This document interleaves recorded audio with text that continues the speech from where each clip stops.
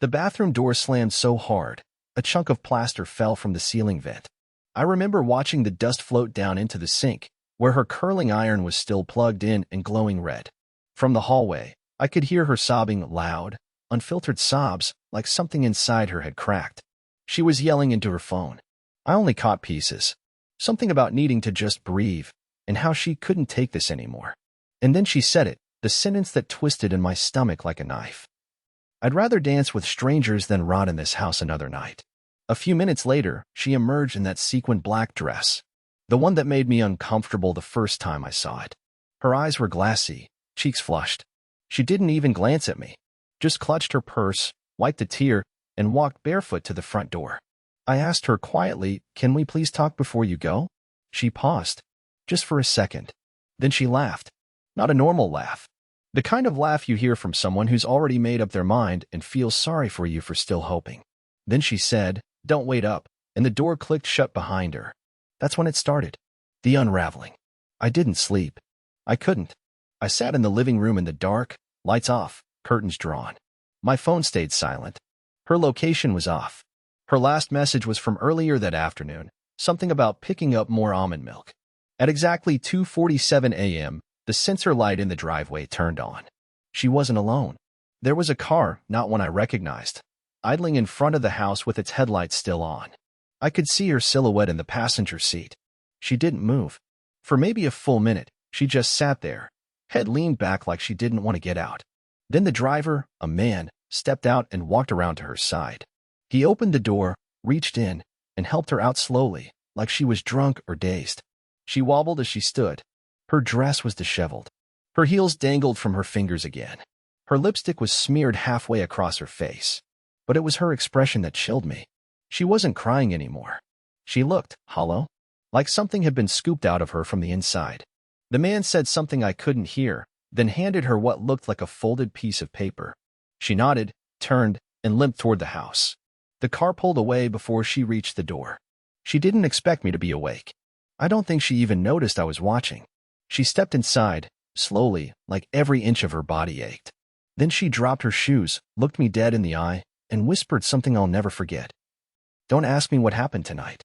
Just don't." And then she walked straight past me into the bedroom and locked the door. That night didn't just change our marriage. It split time in two.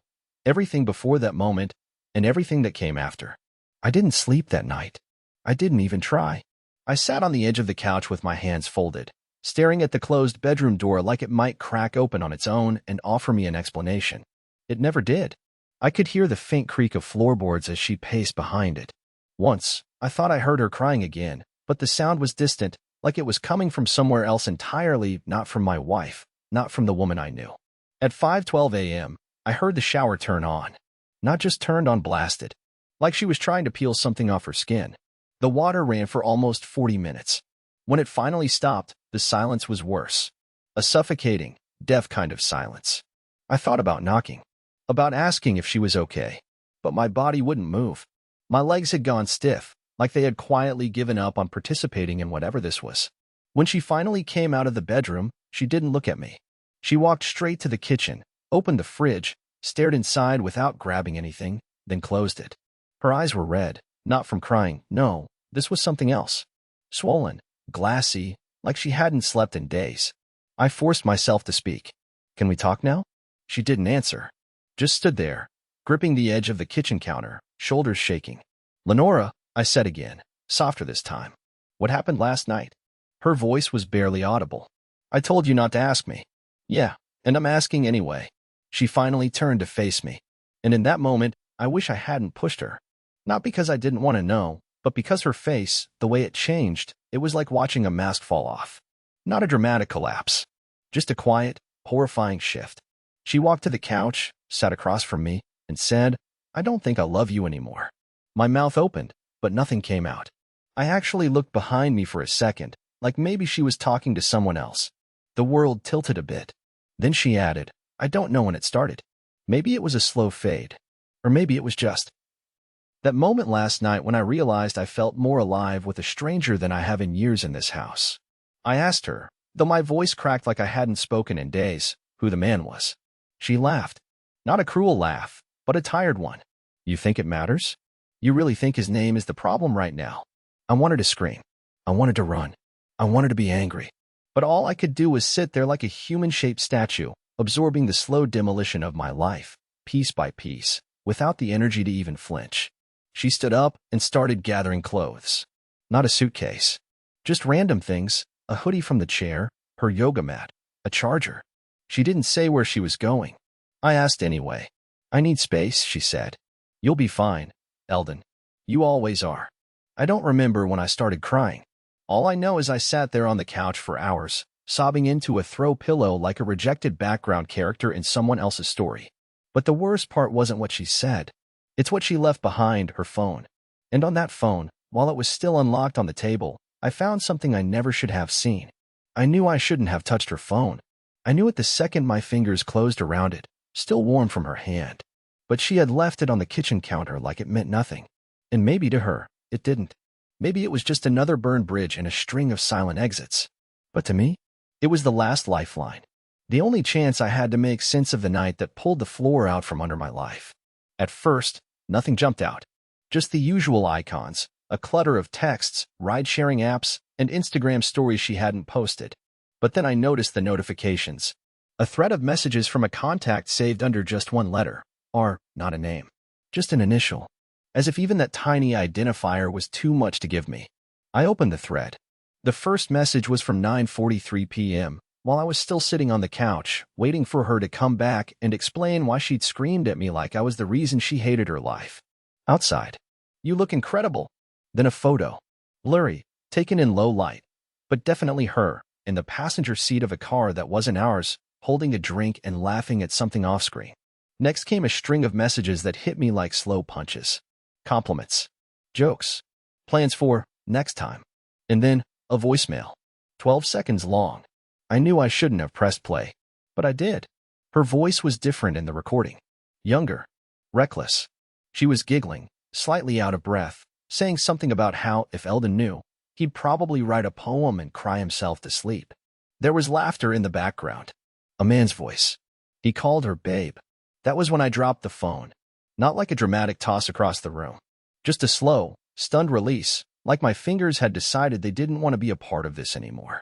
I stared at the floor for what felt like hours. My brain was running in loops. What does he look like? Did they do anything? Did she do everything? Did she think about me even once?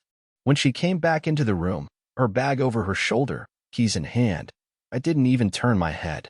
I just asked, without emotion, who's R? She froze. I heard it in her breathing. That tiny pause where your body tries to catch up with your lies. Then came the softest, fakest what I'd ever heard. I stood up. My legs wobbled. My voice cracked. Don't lie. I saw the messages. I heard your voice. I know you were with him. There was a long silence, the kind that makes your ears buzz. She didn't deny it. She didn't even look guilty. Instead, she said, you looked at my phone? And that was what broke me. Not the cheating. Not the betrayal. Not the stranger behind the initial. It was that she was angry at me for looking. Like I was the villain for witnessing my own humiliation. I was drunk, she said finally, like that was some kind of shield. It didn't mean anything. I asked her, then why'd you save his number? Why'd you call me a joke? That's when her voice turned cold. Because you are, Eldon. You don't fight for anything. You just sit. You let life happen to you. I wanted to feel something. I wanted to feel alive. She walked out without waiting for me to respond. And just like that, I was alone. Again. But not for long. Because 20 minutes later, the house phone rang, the one we never use, and when I picked it up, a man's voice whispered, you don't know the half of it. And then he hung up. I stood there for a full minute, gripping the receiver like it might suddenly spit out more words if I just held on tight enough. But it didn't. Just a dull dial tone humming in my ear, almost mocking me. That voice, calm, deliberate, and almost amused, you don't know the half of it. What the hell did that even mean? I hung up and just stood in the kitchen, staring at the beige wall where our anniversary photo used to hang before she took it down, because the frame clashed with the backsplash. There was a tiny discolored square where the picture used to be. Empty. Like me. I paced for a bit, heart racing, then picked up her phone again, hoping to find something, anything, to connect that voice to someone real. But the screen was locked now, and I didn't know the code. She must have changed it after walking out. She was always one step ahead. I wasn't used to that. I was used to being the guy who forgave too quickly, who apologized for things he didn't do just to keep things smooth. That version of me was starting to rot from the inside out. The next day, I tried calling her. No answer. I texted twice. The first message was a pathetic "can we talk?" and the second was a full paragraph I instantly regretted sending. Something about how I still loved her, how I wanted to understand, how maybe we could go to therapy or just talk like adults. I watched the little delivered checkmark sit there, taunting me, untouched. No response. No read receipt. Just static silence.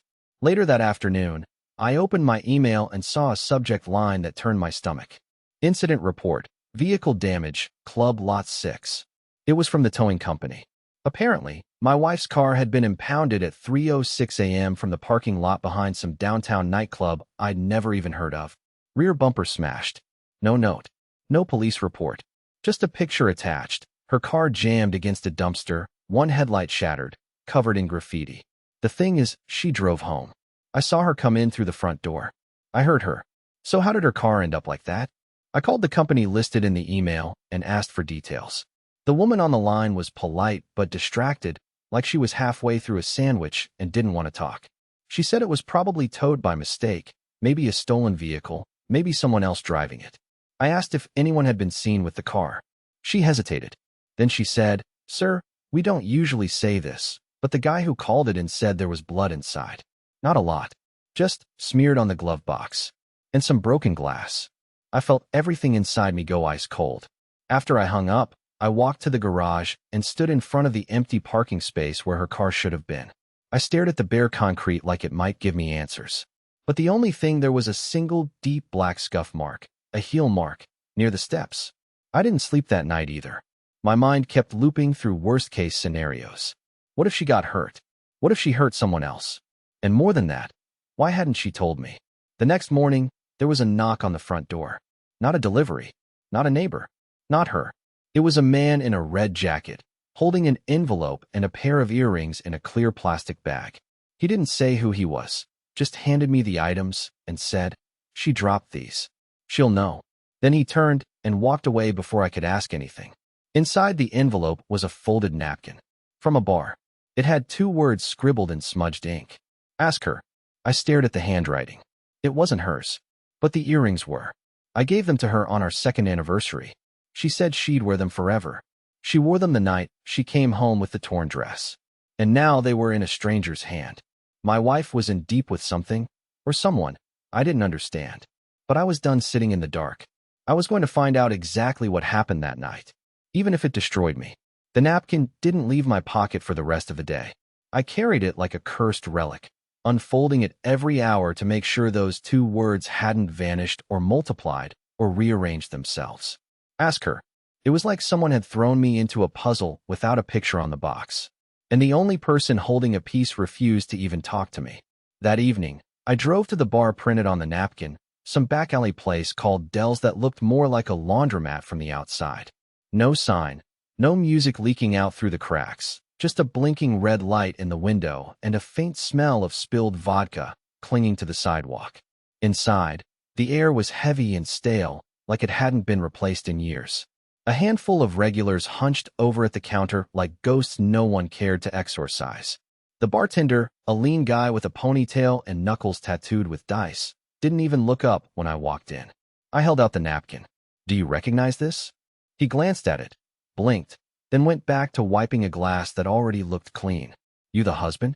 I didn't answer at first. Just stared. "Husband of who?" He smirked without smiling. "Didn't say who.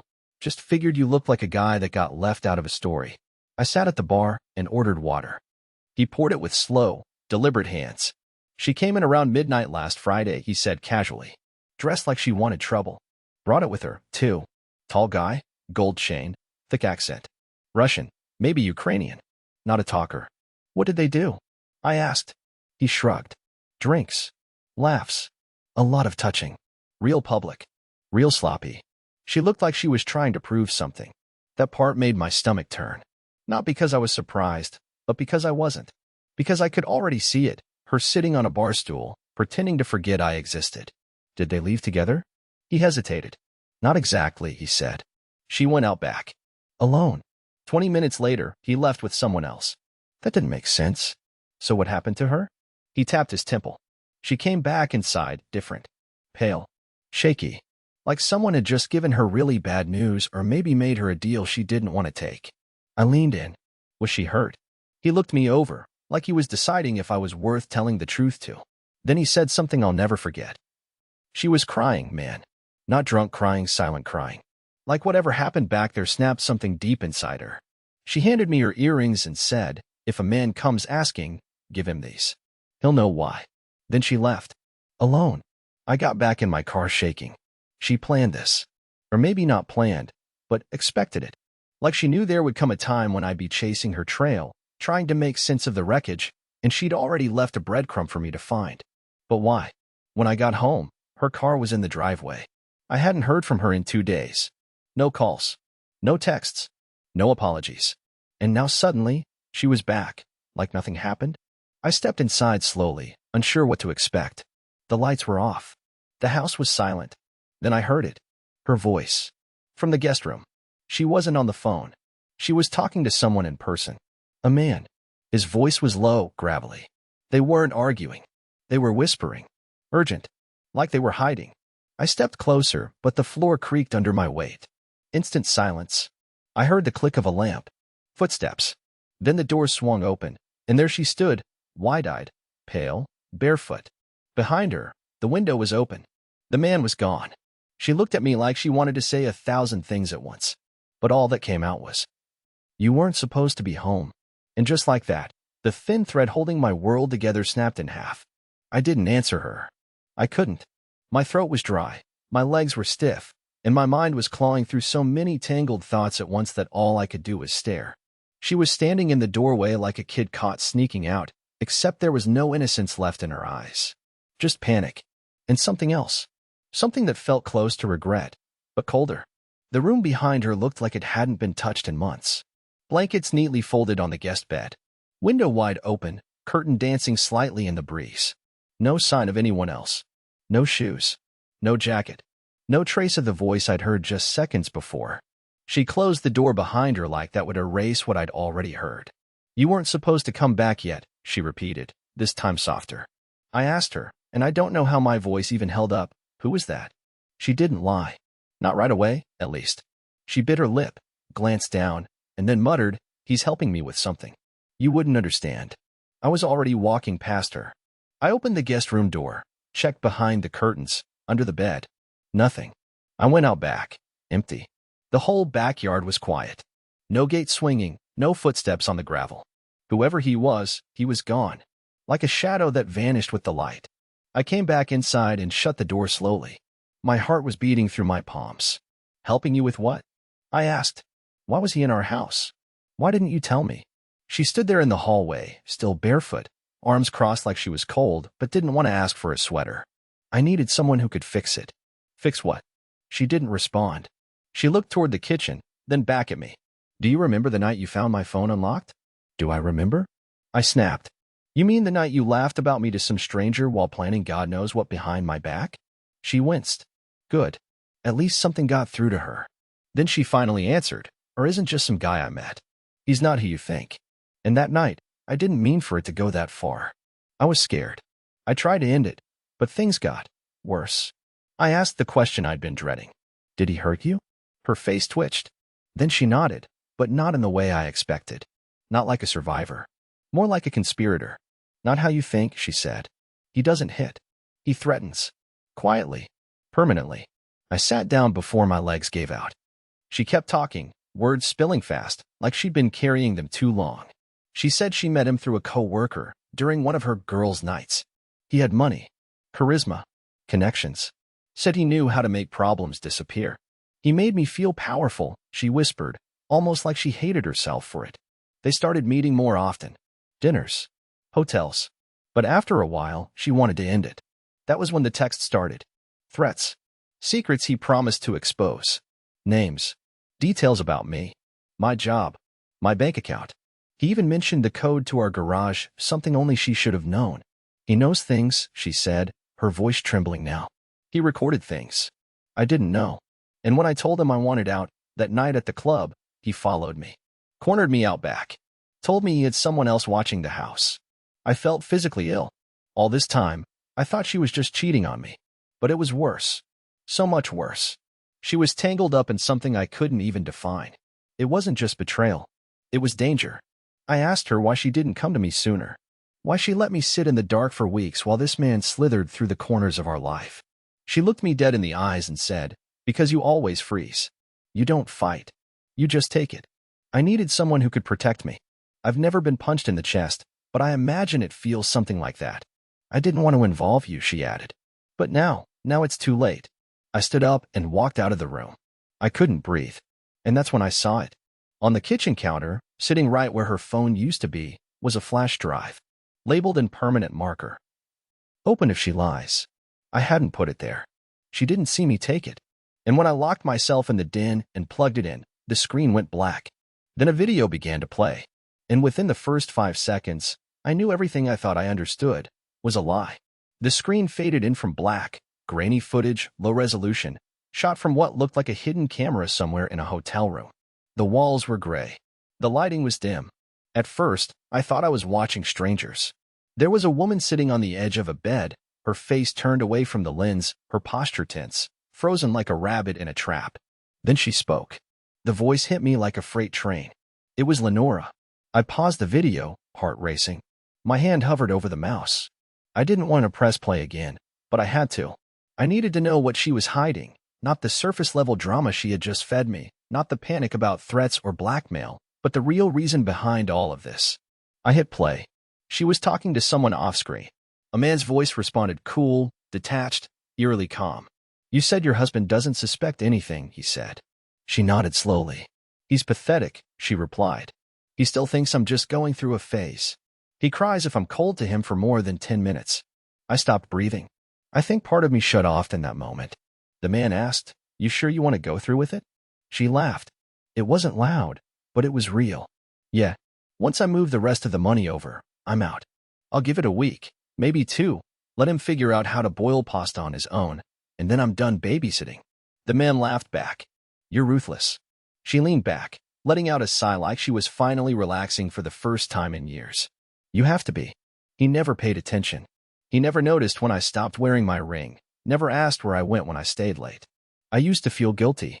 Now I just feel free. She stood up. The camera caught her full face for a second. Cold. Smug. Beautiful in that way a frozen lake is beautiful, silent, reflective, deadly. Then she walked over to the man, his face never seen, and kissed him. Hard. I slammed the laptop shut. I couldn't speak. I couldn't even scream. The rage and pain canceled each other out, and what I was left with was this strange emptiness.